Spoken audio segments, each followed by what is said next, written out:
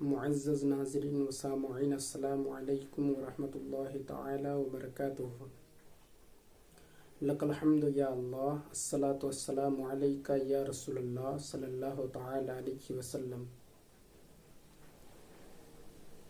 اللہ تبارک و تعالی قرآن پاک میں ارشاد فرماتا ہے سورہ قدر میں، انا انزلناہ فی لیلۃ القدر، بے شک ہم نے قرآن کو شب قدر میں نازل کیا۔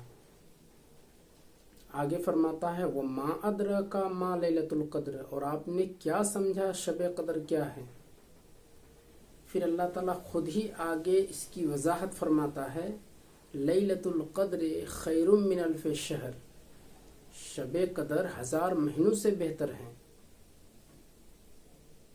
تنزل الملائکۃ والروح فیہا بإذن ربہم من کل امر، اس رات میں فرشتے اور جبرائیل علیہ السلام نازل ہوتے ہیں اپنے رب کے حکم سے ہر کام کے لیے، ہر امر کے لیے۔